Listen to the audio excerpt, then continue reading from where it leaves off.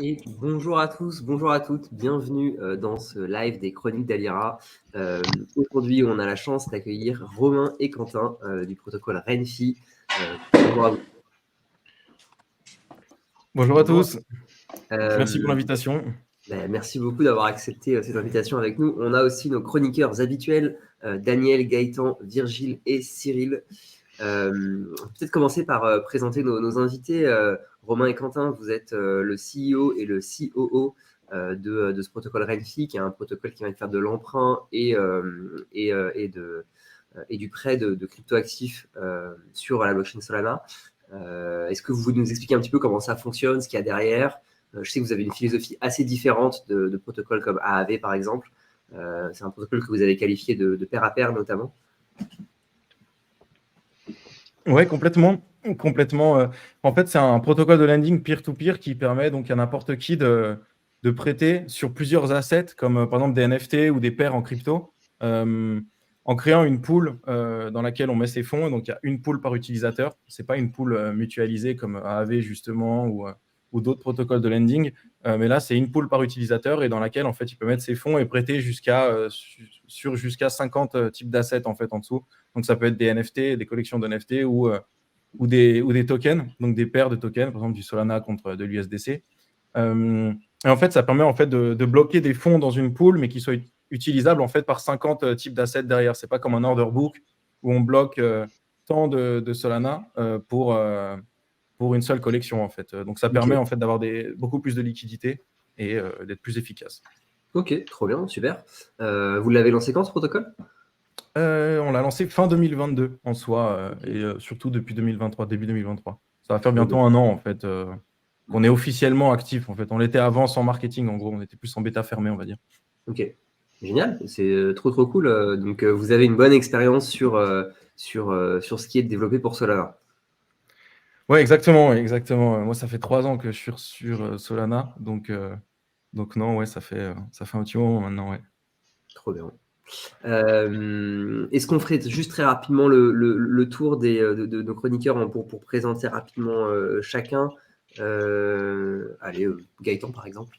Salut tout le monde, moi c'est Gaëtan et je suis formateur chez Alira sur 2 des formations qu'on propose, la formation en conseil blockchain et la formation finance décentralisée. Yes. Virgile. Yes. Bonjour tout le monde. Alors, me concernant, je suis rédacteur pour Alira, donc tout ce qui est newsletter et débriefs que vous pouvez voir sur YouTube, c'est moi qui m'en occupe. Bonjour à toutes et à tous, je m'appelle Daniel Villamontero. Bonne année, tous mes vœux de bonheur pour celles et ceux qu'on n'a pas déjà croisés. Et j'assure la direction pédagogique chez Alira. Et quand je m'ennuie, j'écris des livres. Et je suis formateur des développeurs, je suis Cyril Castelli. Et Romain, du coup, qui n'a pas pu prendre la parole encore. Donc, Pas de souci. Et ben moi, donc, je suis CEO de Renfi. Je m'occupe de la partie surtout opérationnelle, partenariat, et puis la partie financière, notamment la levée de fonds que nous allons commencer là à la fin du mois. Voilà. Et moi, quand je m'ennuie, je lis des livres. Je les écris. Est-ce que tu lis les livres qui sont écrits par Daniel bien, ou pas? Romain, on se complète bien. On peut se compléter, ouais. Écoute, je lirai ce qui est écrit. Je te ferai le feedback. Trop bien. Si vous voulez bien, donc aujourd'hui, on va faire un peu un match, le match des titans. Alors, il y a quelques années, le match, c'était Bitcoin, Ethereum. Bon, depuis, on a compris qu'en fait, c'était globalement des outils qui étaient différents et qui savaient faire des choses différentes. Mais maintenant, le match est en train de devenir Solana, Ethereum. Solana se positionne comme une blockchain Ethereum killer. Est-ce qu'elle va réussir ou pas? C'est ce qu'on découvrira dans les prochaines années. Mais est-ce que, avant d'entrer dans le match en détail, est-ce que vous voulez, Quentin ou Romain, comme vous préférez, est-ce que vous pouvez nous présenter un petit peu les derniers développements que vous avez pu observer sur Solana? Et à votre avis, pourquoi est-ce qu'on devrait s'intéresser à Solana aujourd'hui? Je sais pas si Romain, tu peux commencer? Non, vas-y, je t'en prie. Tu as une expérience Solana dantesque, donc vas-y. En soi, ouais, en développement, il y en a quand même eu beaucoup parce que ça fait ça fait plus de 3 ans maintenant que la blockchain est en mainnet. Donc, il y a quand même eu beaucoup de choses qui se sont passées finalement depuis fin 2020. Notamment, par exemple, tout l'écosystème NFT qui s'est bien réveillé, on va dire, puisque Solana était juste derrière Ethereum en termes de volume sur les NFT pendant tout le bull run de 2021 et des 2022. Donc en fait, ouais, voilà, l'écosystème Solana, il s'était surtout développé autour des NFT pendant tout ce temps, alors qu'à la base, la chain avait pour vocation d'être spécialisée dans la DeFi, puisque les transactions ont des frais absolument ridicules, quoi, en fait. Les transactions coûtent moins d'1 millième de centime. Ouais, Donc quand en fait, tu payes 10 balles ton transfert sur Ethereum, ça fait une différence, quoi. exactement, ouais. Sachant que la plupart des utilisateurs en tout cas en bull run, qui arrivent sur la blockchain, ont en général 20 à 50 dollars dans leur wallet. Une transaction qui coûte 10, 15, 20, 40 dollars, c'est compliqué de garder ces utilisateurs. Donc je pense que Solana a un gros avantage là-dessus. Et sur le fait aussi de la rapidité d'exécution des transactions, puisqu'un bloc sur Solana est validé toutes les 400 millisecondes. Donc, ça va assez vite en général. Ça fait pas beaucoup de millisecondes. Exactement, ouais, exactement. Et du coup, voilà, c'est ça, c'est que récemment, c'est surtout la DeFi qui s'est réveillée sur Solana depuis début novembre, en fait, à peu près. Alors, ça fait plus d'1 an, même 2, 3 d'ailleurs, qu'il y a plein de projets DeFi qui existent, mais disons qu'elle était assez sous-cotée. Et là, ça fait à peu près 1 an, ouais, qu'on voit un shift, en fait, où les gens commencent à ouvrir les yeux sur la DeFi et à découvrir ce que c'est, parce que la plupart des gens qui sont arrivés sur Solana étaient arrivés par le biais des NFT. Donc, étaient restés dans ce secteur-là, et maintenant, ils commencent à découvrir qu'il y a plus loin que les NFT, qu'il y a plus poussé, on va dire aussi. Et donc voilà, c'est surtout ce genre de projet qu'on voit, notamment comme Jupiter, qui eux sont là depuis très longtemps, mais qui commencent vraiment à prendre, qui ont pris déjà énormément d'ampleur et qui l'ont toujours. Et voilà, tous les DEX, donc les exchanges décentralisés, etc. aussi, qu'il y a beaucoup, notamment Drift, pour en citer qu'un seul, mais il y en a des dizaines. Et voilà un petit peu ce qu'on voit. C'est surtout de la DeFi pour du coup les nouveaux projets, on va dire, sur Solana. Ok, trop bien. Romain, c'est quoi ta perspective, toi, sur le développement de Solana? Pour le coup, je suis bien aligné avec ce qu'a dit Quentin. Si tu veux, on a commencé, on a observé quand même depuis 3 ans une montée en professionnalisation de la blockchain. Ça a commencé par le NFT, comme il a dit, et puis il y a des grosses marketplaces qui ont commencé à se mettre en place. Il est timide, Quentin, mais c'est aussi le cofondateur et le CEO de Solanart, qui a été la plus grosse marketplace de NFT en 2021 sur les NFT Solana. Il y a aussi ensuite est arrivé Magic Eden, est arrivé Tensor, etc. Puis là, comme il le dit, la DeFi qui est en train de prendre une énorme place. On le voit, les volumes ont largement dépassé Ethereum sur les dernières semaines. Il y a une vraie hype qui s'est installée.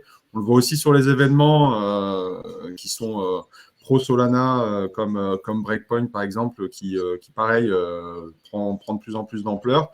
Et là en septembre prochain, c'est juste après Token 2049 à Singapour. Ils ont groupé tout ça parce qu'il y a de plus en plus de demandes. Donc oui, on a une hype qui est là, qui n'était pas là il y a 2-3 ans, et on est bien placé, donc on en profite. Ok, trop bien. Stylé. Gaëtan, je sais que tu regardes, tu étais le spécialiste d'Ethereum devant l'éternel, mais est-ce que tu peux nous donner ta position sur Solana si tu regardes un peu cette blockchain de temps en temps? Ouais, tout à fait. Moi, je suis très ouvert, donc je regarde ce qui se passe un peu partout et je suis très intéressé même par la technologie de Solana.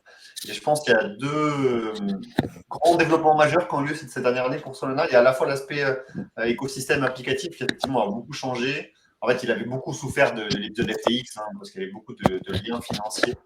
Je ne sais pas si c'est moi qui fais du bruit ou si je m'entends en arrière-plan. Je crois que oui, mais dans le doute, on peut désactiver nos micros les autres. Ok, je ne sais pas si c'est moi qui m'entends. Ouais, donc il y avait énormément de liens financiers avec FTX et ça a beaucoup souffert effectivement de la chute d'FTX. Ils ont mis beaucoup de temps à s'en remettre. Mais on a beaucoup de protocoles DeFi hyper intéressants qui sont développés ces derniers temps. Et on a une vraie explosion depuis Jito. En fait, Jito a fait un gros airdrop en octobre-novembre, si je ne me trompe pas, qui va aller dans les plus de 10 000 $ pour ceux qui l'ont reçu. Donc, ça a fait énormément d'attrait en l'espace de très peu de temps, en novembre-décembre sur Solana. Et donc, tous ces un peu farmers habituels qu'on voit sur toutes les blockchains EVM ont voulu tester sur Solana et ils ont tous été agréablement surpris, je pense, par l'UX de Solana, qui est pour le coup très propre. Ça ne coûte pas cher, c'est très facile d'accès. Les wallets sont assez propres. Phantom, qui doit être le plus connu de Solana, est très facile d'accès. Il nous fait une simulation des transactions qu'on utilise. les tokens qui sont approuvés, qui sont sortis de nos wallets. Bref, c'est assez clair, c'est assez facile à comprendre. Et donc, je pense que cette explosion des 2 derniers mois, elle est due à ça. Mais ça, entre guillemets, c'est un peu un épiphénomène, c'est un peu un DeFi Summer de Solana. Il y a des airdrops, donc tout le monde veut les récupérer. Ce qui est plus intéressant, je trouve, moi, c'est le développement technique de la blockchain Solana, qui s'est beaucoup amélioré cette année. Déjà, il n'y a pas eu d'interruption depuis, je pense, ça va faire un an et demi qu'il n'y a pas eu d'interruption de leur côté. C'est depuis février 2023, si tu veux savoir, Gaëtan. Ok, donc bientôt un an, alors qu'ils étaient habitués à nous en faire tous les 3-4 mois. Donc effectivement, ça change. Leur fee market est encore à évoluer, mais il est extrêmement intéressant. La blockchain Solana, elle a ce qu'on appelle une parallélisation. Elle fait les transactions en parallèle, ce qui permet de, s'il y a une grosse demande pour un mint de NFT à un instant T, ça n'impacte pas le frais d'autres actions sur la blockchain en temps réel. Hein. C'est les fee market, donc le coût en gaz est vraiment séparé selon le state que vous voulez toucher sur la blockchain. Donc c'est extrêmement intéressant, extrêmement pertinent, et je trouve que la technologie a toute sa place. Après, on peut débattre sur la pertinence et la robustesse de Solana en tant que blockchain, sur son consensus, sur sa décentralisation. On fera le débat tout à l'heure, je pense. Mais d'un point de vue utilisateur, l'expérience, elle est très, très, très agréable. Et donc, je comprends que ça explose comme ça a explosé sur ce deuxième semestre 2023. Le fameux, t'as ton micro coupé, Jérémy. Super, ok, hyper intéressant de voir effectivement cette mise en perspective. Et effectivement, on a beaucoup... Solana s'est beaucoup fait moquer d'elle à travers ces interruptions qui avaient lieu tous les 3 mois. Donc, content de voir que le problème semble en passe d'être réglé, quoi. Virgile, tu avais une perspective à nous partager aussi? Alors, en fait, c'était plus une question pour Quentin et pour Quentin et pour Romain éventuellement. C'est que cette année, en gros, Solana a prévu le déploiement d'un nouveau client qui s'appelle FireDancer et qui est justement censé augmenter, enfin, améliorer l'expérience utilisateur sur Solana. Du coup, je me demandais, vu que vous étiez dans l'écosystème depuis un moment, je voulais vous demander qu'est-ce que vous en pensiez et quels seraient les futurs développements sur Solana pour cette année. Alors, juste une question avant. Les futurs développements, t'entends pour Solana en général ou nous, de notre côté, tu veux dire? Là, ça peut être l'un et l'autre en gros. Ça peut aussi bien être l'architecture ou alors l'applicatif. Ok, je vois, ouais, d'accord. Alors, concernant FireDancer, ouais, effectivement, les specs ont l'air incroyables.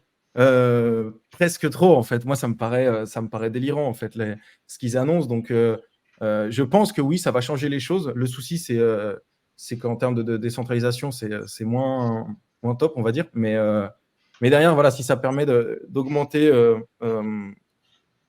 j'ai plus le mot en français, mais bref, ça permet de beaucoup augmenter les TPS, ça peut être intéressant. Maintenant, moi, je demande plus à voir, en fait, qu'à la lecture, en fait, parce que si on fait que lire, en fait, les médiums, à chaque fois, chaque blockchain est la meilleure du monde pour une certaine raison, et je pense que chaque blockchain est bonne dans son domaine.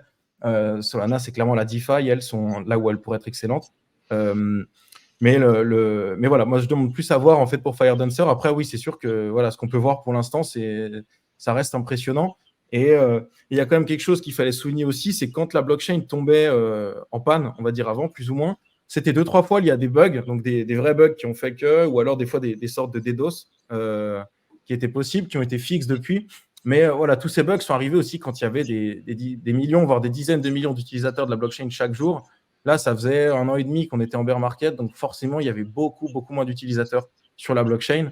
Et là, ça fait 2 mois que, même moi, de mon côté, je vois une activité qu'on n'avait absolument pas avant, quoi. Les transactions ont toutes beaucoup de mal à se confirmer parce que justement, il y a trop de transactions, en fait. Donc, le problème des fees locales, en fait, c'est que c'est bien, mais c'est que le nombre de TPS, il reste le même, en fait. Elles augmenteront quand même pendant un mint, et donc, il y a beaucoup de transactions d'un côté qui vont passer et pas de l'autre. Donc, ça reste encore un certain souci. Et justement, le but, c'est de voir si FireDancer va pouvoir contrer ou solutionner ce problème, quoi. Donc voilà l'idée. Et sinon, sur les features à venir, je dirais que ce serait surtout autour de la DeFi, en fait, que tout va se jouer, je pense. La DeFi et côté lending, tout ce qui est lié au RWA, donc les Reward Assets, parce que c'est, je pense, clairement les prochaines narratives, quoi, en fait. Alors, la DeFi a toujours existé sur les blockchains, depuis plusieurs années maintenant. Donc, il y a peu de chances qu'en fait, qu'elle vienne pas à se développer massivement sur Solana parce qu'elle existe déjà, mais elle reste quand même très faible par rapport à Ethereum et les autres blockchains. Et donc, je pense que c'est une bonne chose qu'elle se développe et forcément, ça va amener d'autres protocoles ou projets qui vont build là-dessus.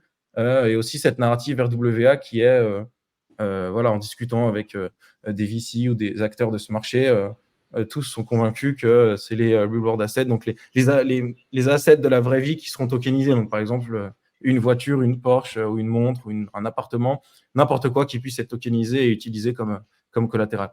Moi, je pense que c'est là-dedans que tout va se jouer. Alors maintenant, les innovations à venir, on verra, parce que c'est très difficile de savoir ça à l'avance en soi, parce que en crypto, c'est un peu le propre de la crypto, c'est qu'on est toujours surpris par ce qui sort et tout va toujours plus vite que prévu, quoi.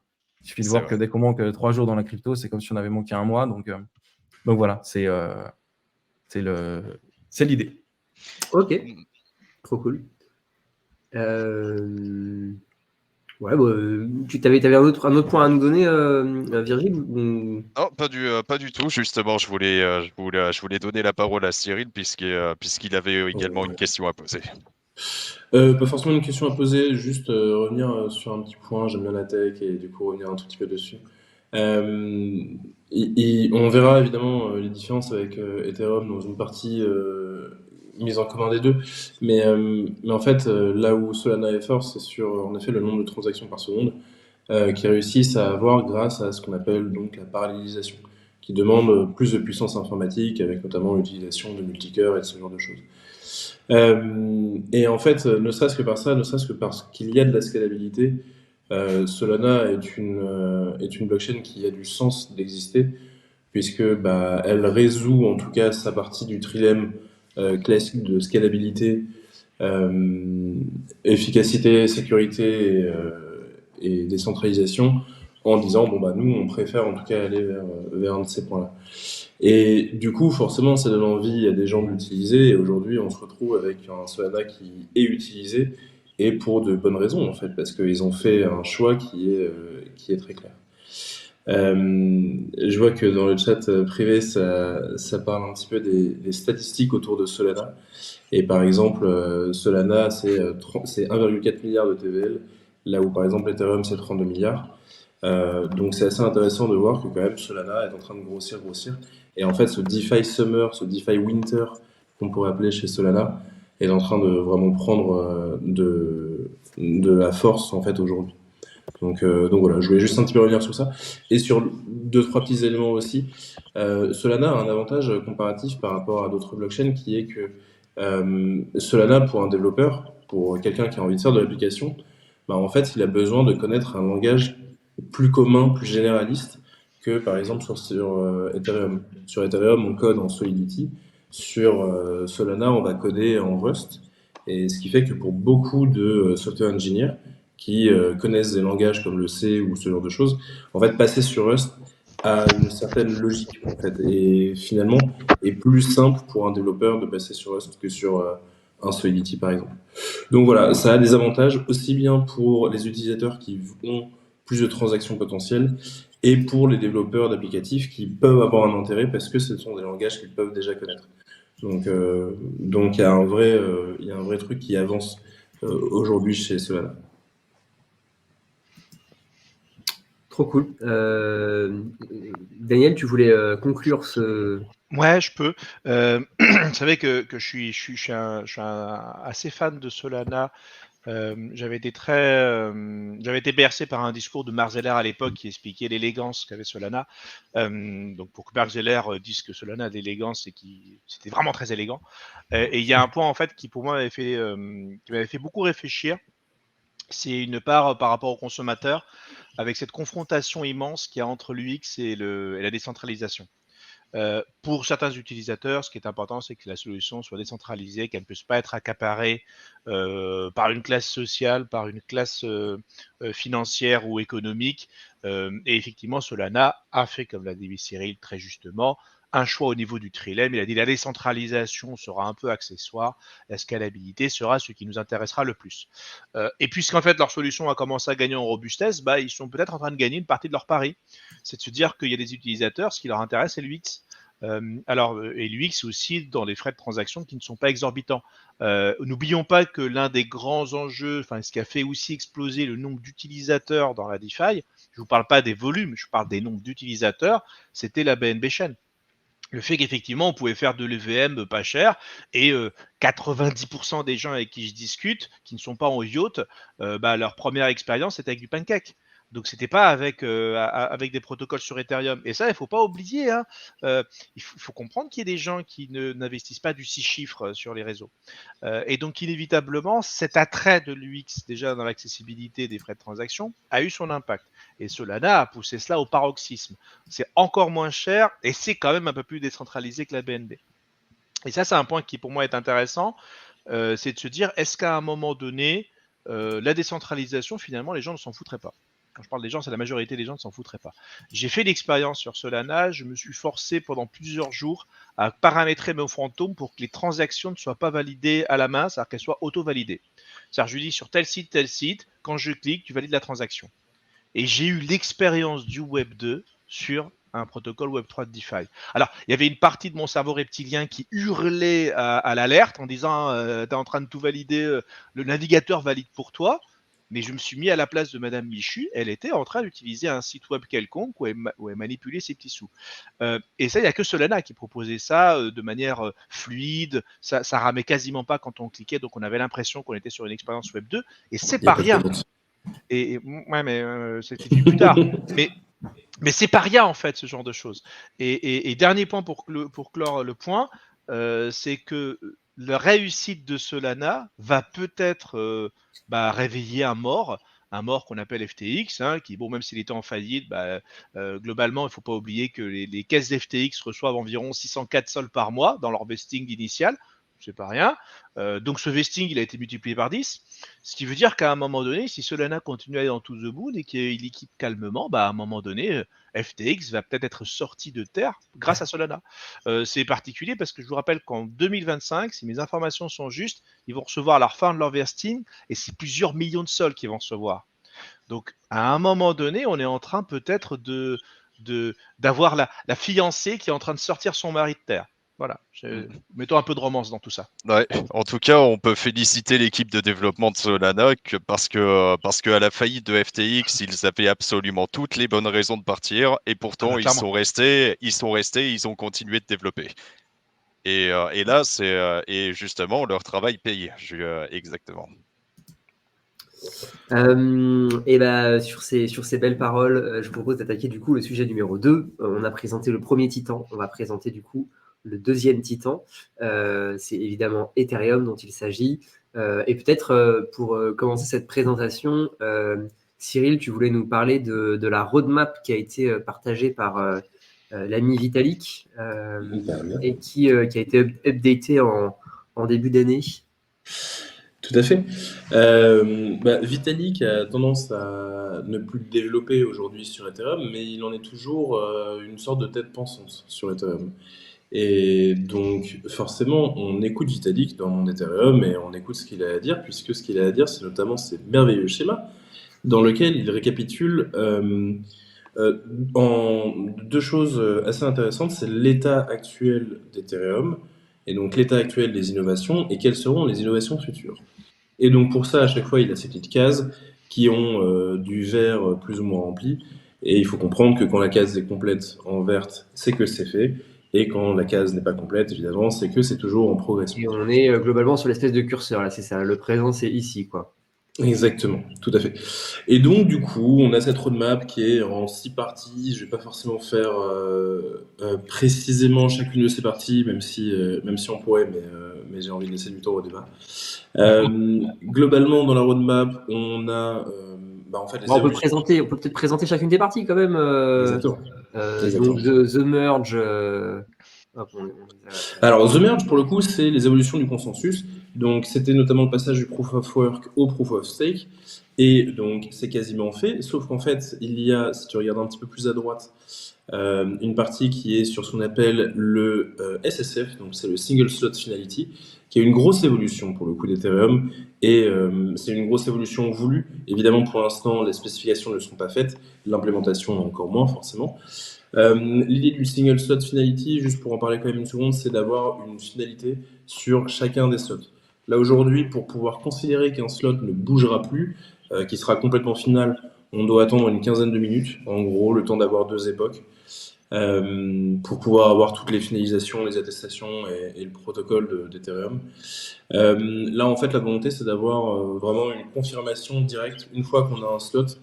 Ce qui fait que, bah, en fait, on pourrait très bien avoir, par exemple, typiquement une application de paiement où, en fait, toutes les 12 secondes, on sait qu'un bloc est fait et on sait que, bah, en fait, ce paiement ne sera jamais, on ne reviendra jamais en arrière. Donc, quand même plutôt pratique. En tout cas, c'est quelque chose qui modifiera complètement Ethereum pour le coup. Donc, c'est pour ça que je voulais un petit peu en parler. The Surge, on l'a déjà évoqué plusieurs fois lors de nos chroniques. En fait, The Surge, c'est tout simplement l'application du proto-danksharding qui amènera donc une roadmap, un nouvel Ethereum qui sera complètement plus centré sur les roll-ups. C'est quelque chose qui est déjà en cours, évidemment. L'implémentation est quasiment done, comme on peut voir. Et donc, l'idée, évidemment, c'est d'avoir non plus un Ethereum monolithique, mais d'avoir un Ethereum qui continue sa vie et qui, à côté de ça, met en place ses outils pour que ce qu'on appelle des roll-ups, donc des blockchains associés à Ethereum, puissent utiliser Ethereum comme sécurité et en même temps avoir des blockchains à côté pour pouvoir faire de l'applicatif plus rapide avec plus de transactions. Et donc, du coup, là, les chiffres qui nous montrent, le goal, c'est d'avoir 100 000 transactions à la seconde. En gros, c'est de rejoindre Solana, on en parlait juste avant, c'est de rejoindre Solana sur le nombre de secondes de transactions par seconde, mais non pas en le faisant de manière interne, avec de la parallélisation, mais de le faire de manière un petit peu externe, avec d'autres blockchains autour. Si tu veux passer un tout petit peu, hop, The Scourge. Pour le coup, là, c'est des trucs extrêmement techniques autour de la gestion de la décentralisation économique, notamment. La décentralisation économique, c'est en premier lieu comment on fait pour pouvoir participer à la blockchain. Donc, c'est tout ce qui est autour du stacking. Le stacking et notamment, aujourd'hui, ce qui a le plus de succès, c'est le liquid stacking, notamment les protocoles comme Lido, Rocket Pool, ce genre de choses.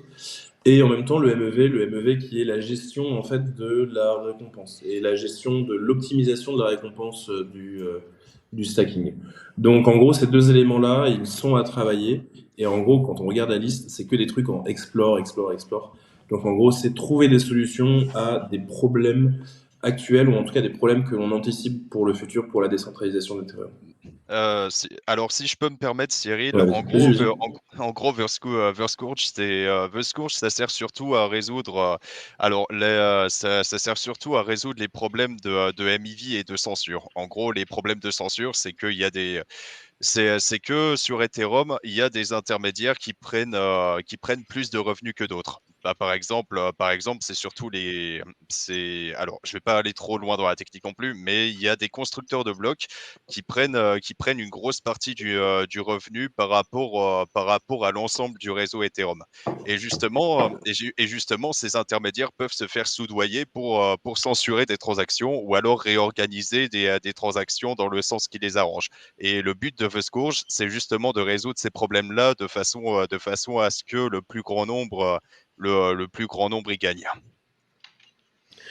Tout à Yes. fait.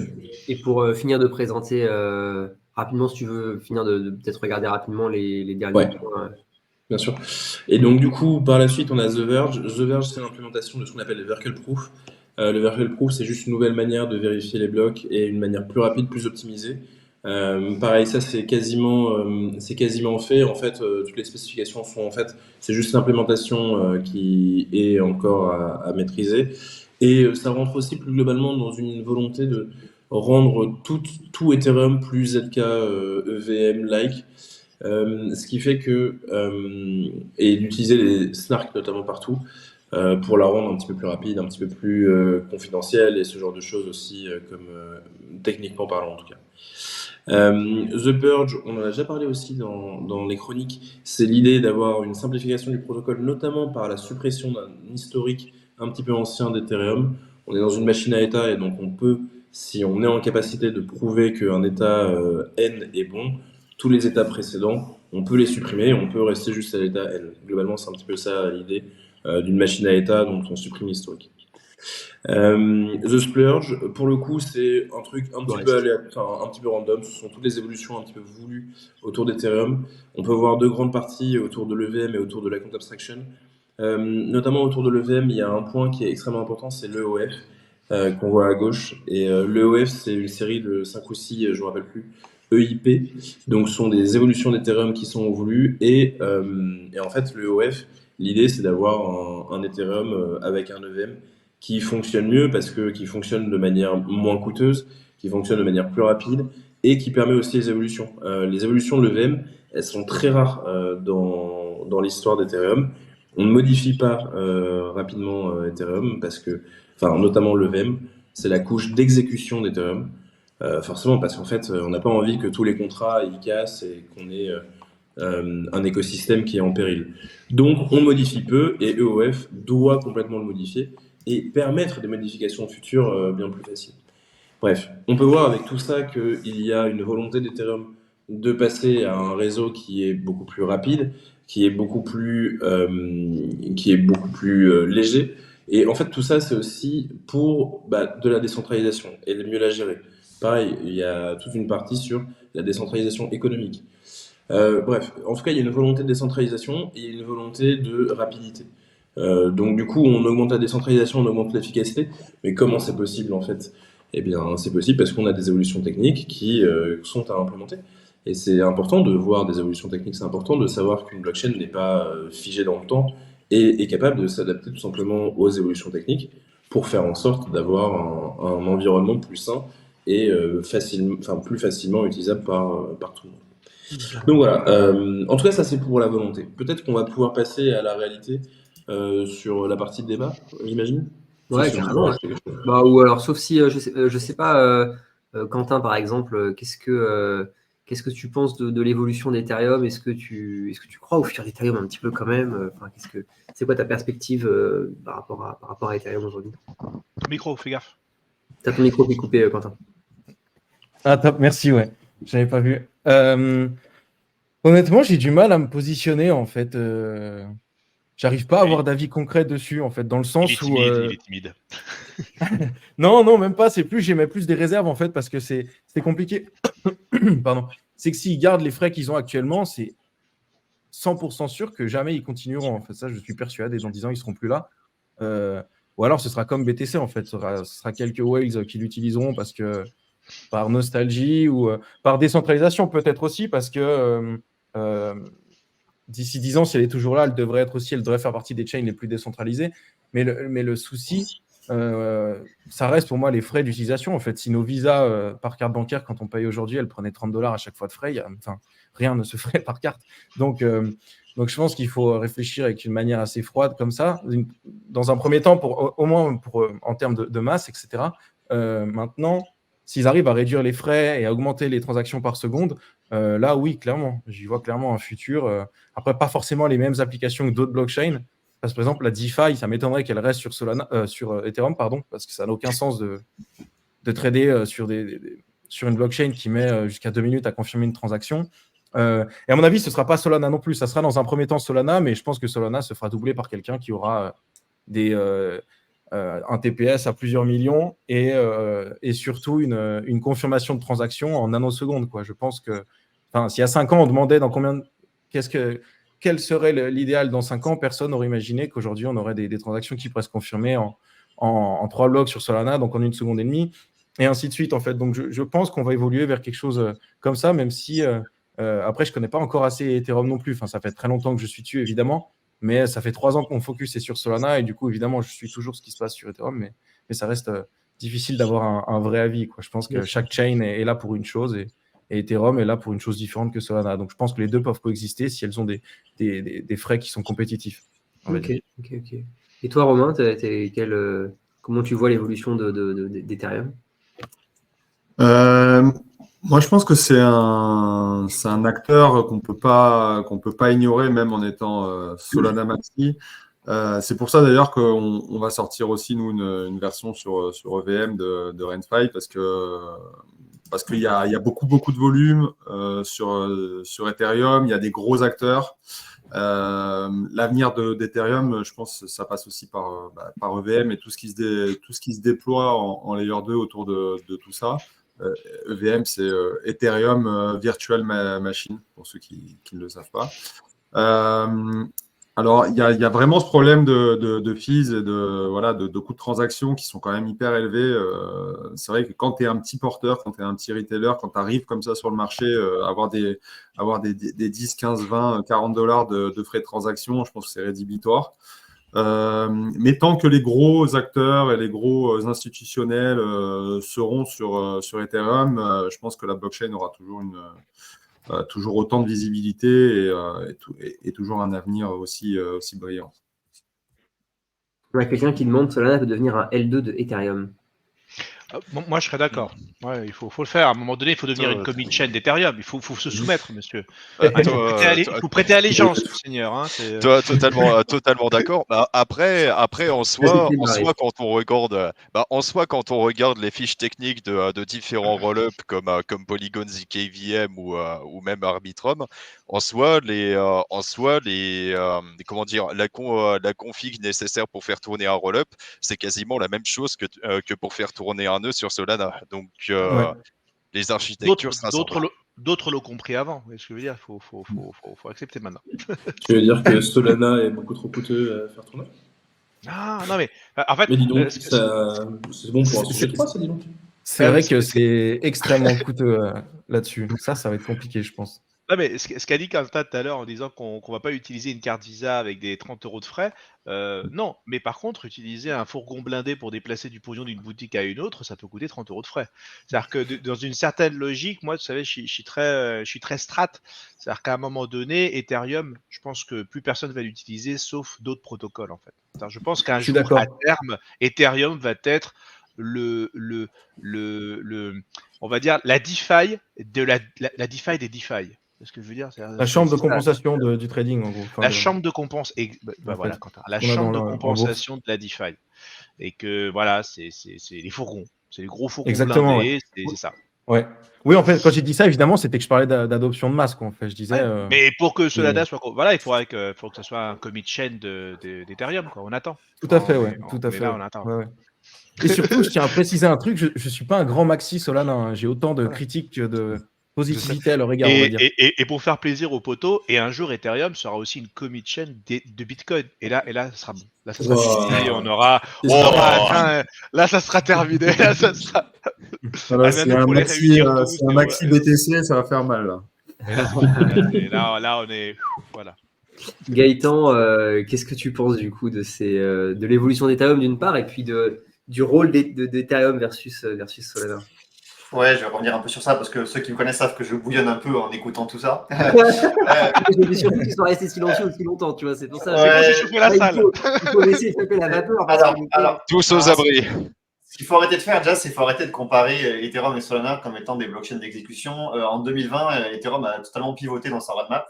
Donc, il faut arrêter de dire Ethereum, c'est une blockchain qui est trop chère, personne ne va l'utiliser parce qu'on paye 50 $ de frais dessus. En fait, Ethereum n'a plus vocation à être utilisé par des petits porteurs du tout. C'est-à-dire qu'en 2020, ils ont fait ce choix technologique de dire on n'y arrivera pas, on ne pourra pas avoir cette décentralisation qu'on veut et avoir ce nombre de TPS qu'on veut. Donc, on bifurque sur une roadmap différente qui est d'être une layer 2 centrée, donc un roll-up centré. C'est le nom de ce bifurcage de roadmap. Donc Ethereum ne sera jamais pas cher. Il n'y aura jamais des transactions à 10 centimes sur Ethereum, ce n'est pas le cas. Le but d'Ethereum, c'est d'être un settlement layer, donc c'est d'être un peu comme tu l'as dit tout à l'heure, quand tu as une chambre de compensation, mais pas pour de la DeFi en tant que telle, mais plutôt pour d'autres types de blockchains. Pour tout, oui, bien sûr. Ouais. Exactement. Donc c'est plus la vision de Polkadot ou de Cosmos initialement, c'est-à-dire on va être quelque chose d'extrêmement centralisé dans lequel d'autres blockchains, sur lesquels il pourrait y avoir plein d'innovations technologiques, des machines virtuelles différentes, des nouvelles technologies, comme tu l'as dit Quentin, peut-être des blockchains à 1 million de TPS plus tard, on n'en sait rien, mais que ces blockchains-là puissent leverager, bénéficier d'une sécurité qui est offerte par Ethereum et qui est permise par cette énorme décentralisation que veut Ethereum. Et il faut bien comprendre cette différence. C'est pour ça qu'il faut arrêter de comparer la partie exécution de Solana et d'Ethereum. C'est vraiment deux choses qui n'ont rien à voir. Ethereum, son but, c'est de devenir un settlement layer pour que d'autres blockchains dans lesquels l'innovation est permise viennent se sécuriser. Ce qui n'est pas du tout la vision de je ne dis pas que l'une est bonne ou l'autre n'est pas bonne, hein, c'est juste deux visions différentes. Solana, il faut qu'il y ait une seule blockchain monolithique, tout intégrée, dans laquelle on a plein de composabilité, toutes les applications peuvent interagir entre elles, Mais par contre, au détriment de la décentralisation, il y a une décentralisation certaine, mais elle n'est pas aussi grande sur Solana. Non, c'est Ethereum dit, nous, on veut une décentralisation maximum, peut-être plus que nécessaire, mais on en veut une maximum, au détriment de la scalabilité, mais au moins pour que cette sécurité soit leveragée par d'autres blockchains modulaires, et aussi, du coup, permettre beaucoup d'innovation, parce que quand vous avez plein de concurrents qui sont capables de lancer des roll-ups, des blockchains diverses et variées, bah, vous laissez libre cours à l'imagination, à la technologie, à l'innovation, alors qu'une fois qu'on est dans un carcan de blockchain, typiquement Solana est la meilleure blockchain qu'on a aujourd'hui en termes d'exécution, mais comme tu l'as dit, peut-être que dans 15 ans, on aura une nouvelle technologie révolutionnaire qui sera bien mieux, et ce sera très difficile pour Solana de revenir en arrière et dire ah ben comme Ethereum l'est maintenant, faut qu'on change notre consensus, faut qu'on change machin. C'est compliqué. Donc Ethereum a fait ce pari-là de dire on minimise, mais on maximise la sécurité pour permettre l'innovation et l'exécution ailleurs. Ça se voit aussi vachement dans le consensus qui n'a rien à voir. C'est que autant l'exécution de Solana est bien meilleure, autant en termes de consensus, on est à des années-lumière entre Solana et Ethereum, parce que Solana c'est du Byzantine Fault Tolerance. S'il y a 33% des validateurs qui tombent, bah, la blockchain elle s'arrête. C'est ce qui s'est passé plein de fois. Ethereum a créé un consensus qui est capable de résister à la Troisième Guerre mondiale. C'est un peu l'idée derrière le consensus d'Ethereum, dans lequel même s'il y a 10% des validateurs qui sont encore live, bah, la blockchain tourne. Alors, elle ne tombe pas dans des conditions optimales, mais elle tourne. Donc, en termes de liveness, de disponibilité, on est vraiment à des années-lumière. Et c'est très bien qu'il y ait les deux, parce que je pense que les deux vont bénéficier mutuellement de l'autre. Solana va s'inspirer peut-être en partie de ce qu'a fait Ethereum, Ethereum va s'inspirer de ce qu'a fait Solana pour s'améliorer, mais il ne faut plus les comparer en termes de concurrents, parce qu'elles sont vraiment sur des secteurs d'activité maintenant différents. Effectivement. Après, moi, c'est vrai que j'avais plus pris le sujet de la mass adoption, en fait, un utilisateur X, qu'est-ce qu'il va utiliser comme blockchain, et je disais ni l'un ni l'autre, quoi, plus ou moins, en gros. Mais oui, effectivement, vu comme ça, forcément, vu qu'elles n'ont pas les mêmes fonctions à la base, en fait, ça n'a pas vraiment lieu en fait, de les comparer déjà de base. Moi, je trouve que c'est comme BTC et Ethereum, ils n'ont pas les mêmes. Parce que pour le coup, un virement d'1 million, je préfère le faire sur BTC que Ethereum, finalement. En fait, c'est la mentalité de beaucoup de whales qui sont propres à leur blockchain, etc. Quoi. Mais non, je vois très bien ce que tu veux dire. Ouais. Moi aussi, le virement d'1 million, c'est sur BTC. Mais c'est bien d'avoir cette ouverture et vous posiez la question tout à l'heure, est-ce que Solana ne va pas devenir un layer 2 d'Ethereum? En fait, Solana, c'est le meilleur de l'exécution. Ethereum, c'est le meilleur du consensus et de la sécurité aujourd'hui. Et allier les deux, ça a du sens. Il y a un projet qui travaille sur le sujet qui s'appelle Eclipse. Eclipse porte la SVM, donc c'est la Solana Virtual Machine, qui est le bijou technologique de Solana, en tant que layer 2. Alors, c'est compliqué parce que de base, Ethereum n'est pas censé pouvoir prouver l'exécution de Solana. Mais il travaille sur le sujet, c'est super intéressant, mais ça va sortir en 2024. C'est sponsorisé par la fondation Solana. Donc, il y a ce travail de recherche qui est fait. Je sais, Solana ne disparaîtra pas pour autant. C'est intéressant d'avoir sa propre blockchain, surtout qu'ils ont quand même bien réussi à décentraliser leurs validateurs côté Solana. Pour ça, il faut leur rendre du crédit, parce que je n'y aurais pas cru il y a 2 ans, mais ils ont quand même bien réussi à décentraliser leurs validateurs.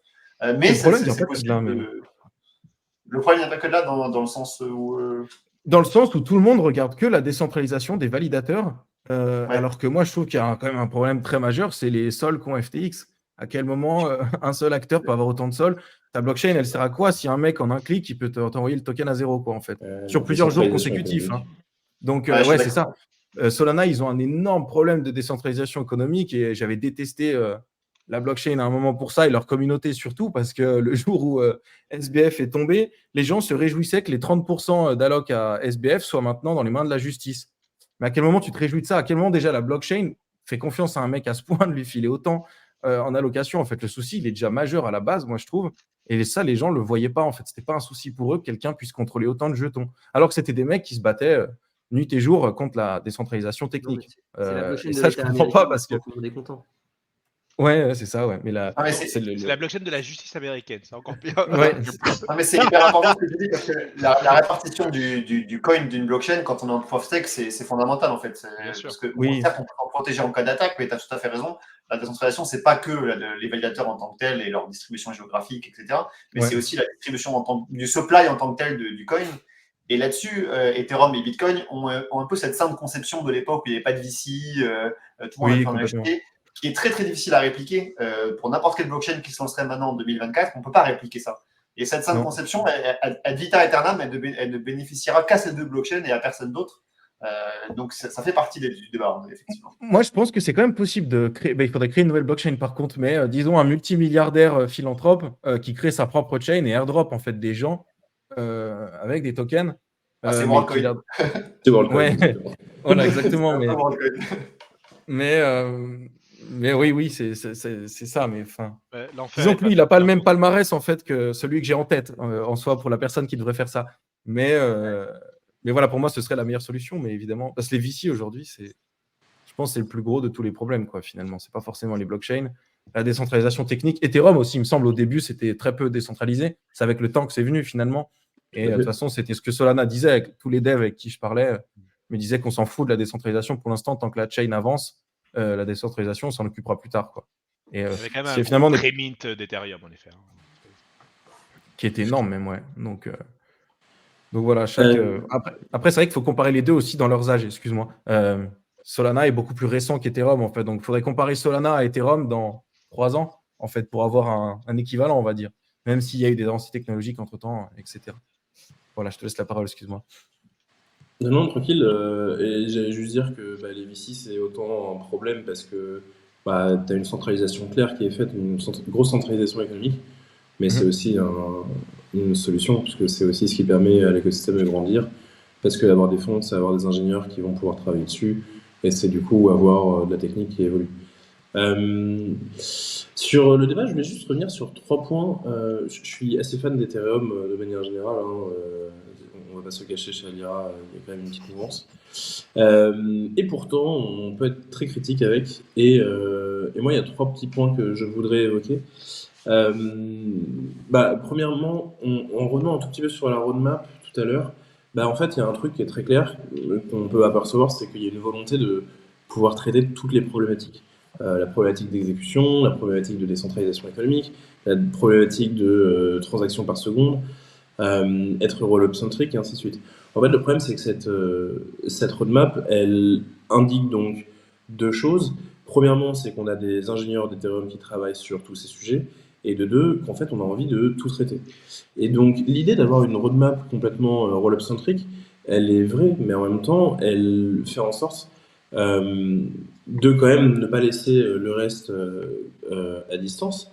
Et du coup, elle n'est pas vraiment si roll-up-centrique que ça. C'est-à-dire que si demain le VM est aussi travaillé par l'EOF, c'est pour ça que je voulais en parler tout à l'heure, c'est aussi pour que les gens puissent utiliser Ethereum en tant que layer 1 et en tant que blockchain que l'on peut utiliser.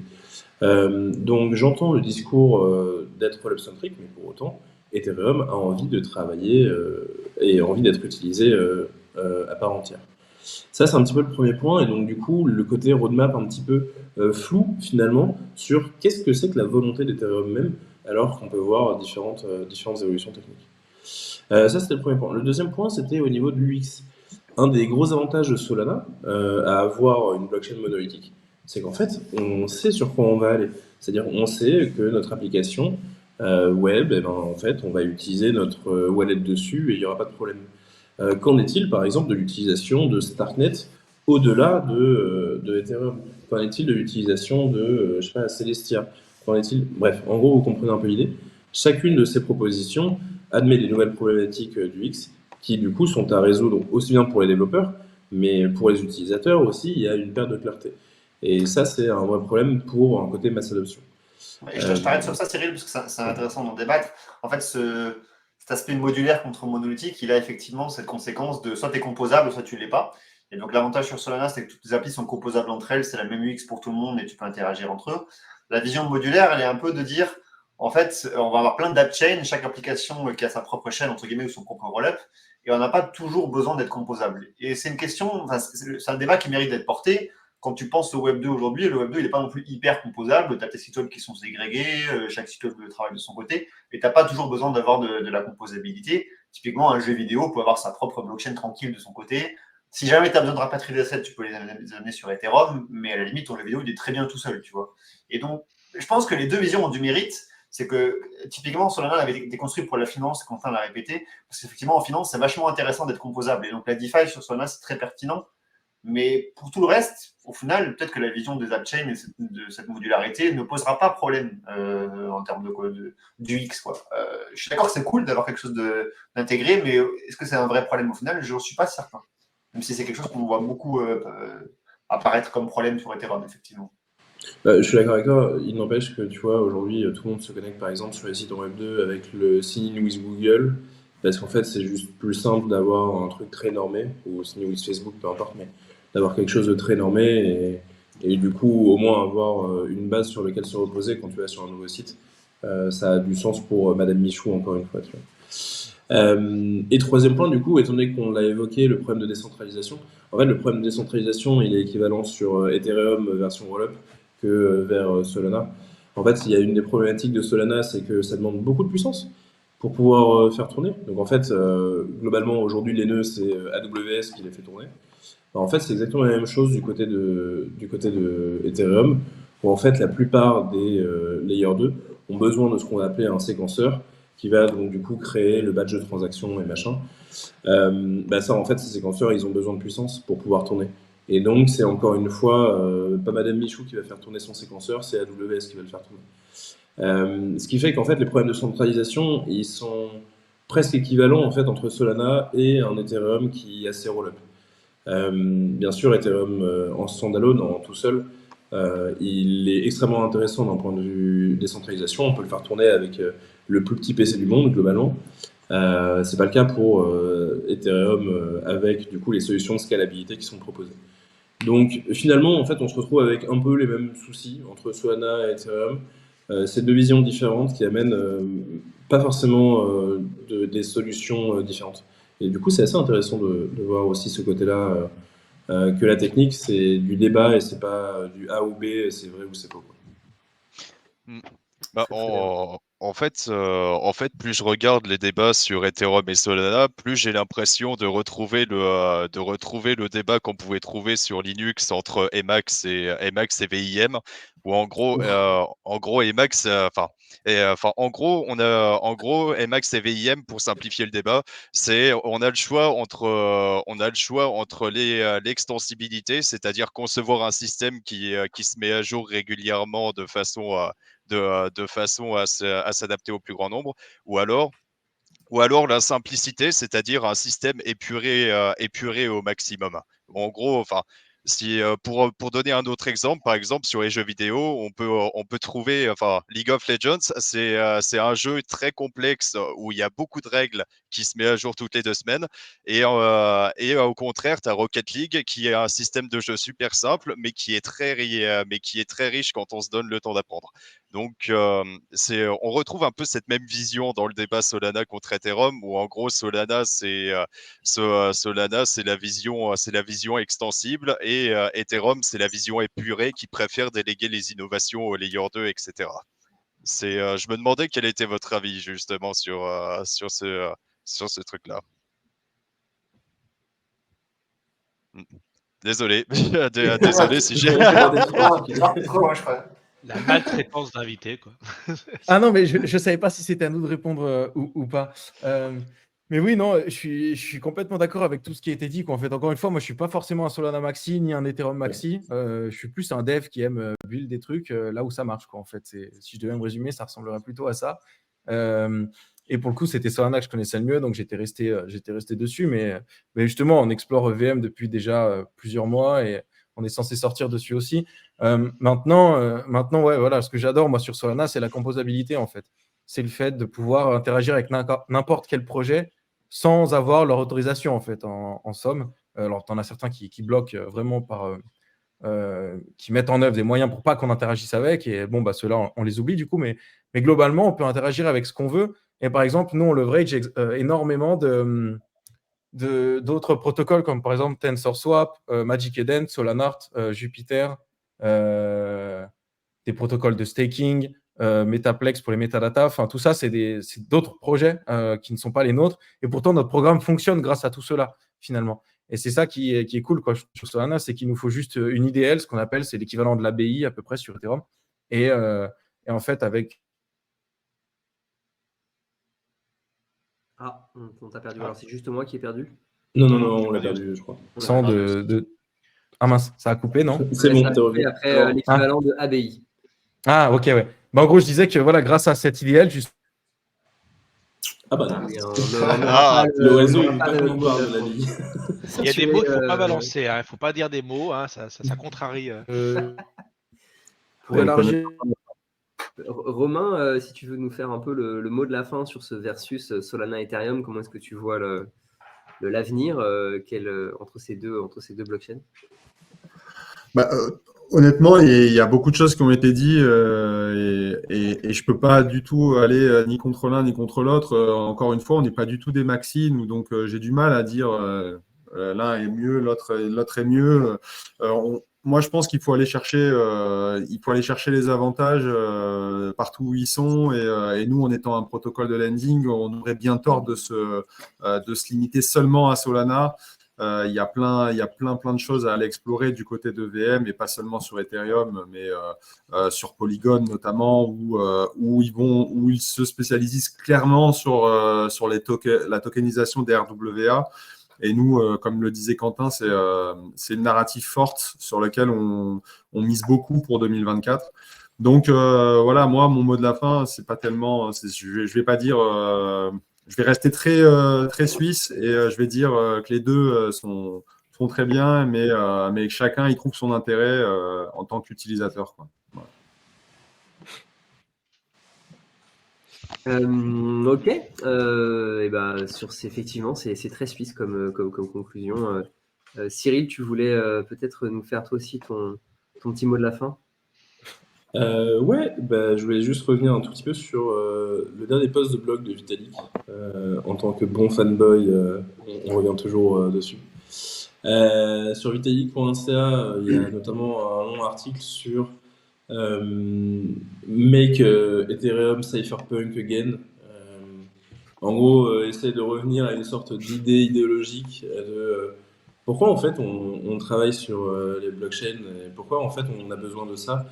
Et pourquoi en fait toutes nos évolutions techniques, on doit les driver justement vers cet objectif de décentralisation, de faire en sorte que ce soit censorship resistant, que ce soit bref, en gros toutes ces évolutions là. Et pourquoi par exemple typiquement on a besoin d'une couche d'exécution de manière décentralisée et pourquoi pas juste une application économique a du sens de manière décentralisée. Lui, il parle même de hard drive distribué. Donc, il va même sur une autre idée de, en gros, settlement vraiment pour Ethereum, en disant que c'était la vision déjà de départ. Il y a un peu cette idée-là qui est assez intéressante à avoir quand on parle d'Ethereum. Et en fait, c'est quelque chose qui, à mon sens, au-delà même de la technique, en fait, ne serait-ce que dans le discours, puisque on a des gens qui, dans le discours autour d'Ethereum, parlent en permanence justement de la volonté d'Ethereum d'être quelque chose de plutôt bénéfique pour le grand public, un public good. En fait, ne serait-ce que parce qu'il y a cette volonté-là, qu'on ne voit pas forcément chez Solana, en fait, je trouve qu'Ethereum a du sens parce qu'il y a une volonté politique dessus et une volonté idéologique dessus. Et ne serait-ce que pour cette volonté-là qui apparaît nette et dont le plus grand représentant est porteur, en fait, ça a du sens aujourd'hui que d'avoir justement un Ethereum autour de ça et un Solana qui, lui, en fait, est une technologie qui permet un usage par beaucoup, qui est qui met des limites à sa propre décentralisation et ce genre de choses, quoi. Donc voilà, je voulais juste un tout petit peu revenir sur ça. La volonté et l'intention finalement de la technologie a du sens aussi. Et Ethereum aujourd'hui est le gagnant du combat de l'intention de mon point de vue. Ok, si vous voulez aller lire l'article dont Cyril vient de nous parler, je vous mets le lien dans le chat. Et allez, pour le mot de la fin. Non, Gaëtan, tu voulais intervenir ou pas finalement? Comme tu veux. Mais juste un mot, je l'ai dit tout à l'heure. En fait, c'est très bien que les deux existent, puisque Solana est expert sur l'aspect exécution et ça permettra d'en inspirer Ethereum. Ethereum est expert sur le reste et ça permettra d'en inspirer Solana. Donc je pense que c'est très très bien que les deux solutions existent et qu'on aura in fine une solution technologique plus performante. Bon, on est désolé, chers auditeurs qui étaient venus chercher du sang, finalement. Vous n'aurez trouvé que de la raison et que des propos modérés de gens qui aiment la technologie et qui, en fait, savent raisonner de manière correcte. Donc voilà, désolé pour les amateurs de sang qui n'auront pas trouvé ce qu'ils étaient venus chercher. Si vous voulez atteindre le même niveau de raison que nos invités et le même niveau de sagesse dans la technologie que nos invités, Il se trouve que nous sommes une école qui donnons tout un tas de cours et de formations sur la blockchain. Je vous ai mis le lien en description pour celles et ceux qui ne nous connaîtraient pas déjà, donc alira.fr. On donne des formations pour les développeurs, pour des gens une formation qui s'appelle conseil blockchain pour des gens qui pourraient devenir des futurs consultants éventuellement, mais en tout cas des gens qui ont envie de comprendre ces technologies-là. Un cours sur la finance décentralisée et un cours sur la tokenomics, où on explique pourquoi est-ce qu'il ne faut pas donner 33% de sa supply à FTX. Entre autres. Entre autres.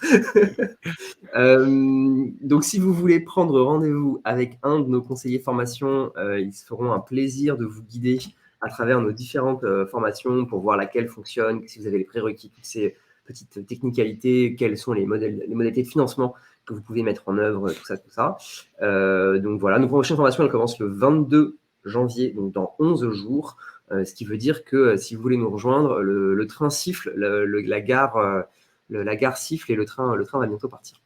Merci beaucoup encore une fois à nos deux invités, Romain et Quentin, d'avoir pris de votre temps pour venir nous présenter Renfi et votre vision de Solana et puis d'Ethereum aussi. C'était très très chouette de faire ce live avec vous. Merci beaucoup. Il me reste à souhaiter à tout le monde une bonne fin de journée. Merci à tous et à toutes, chers auditeurs, pour votre fidélité. Bonne fin de journée à tous et à toutes et prenez soin de vous. Bon appétit pour ceux qui n'ont pas déjà mangé et à jeudi prochain. Merci beaucoup. À bientôt. Merci pour l'invitation. À plus.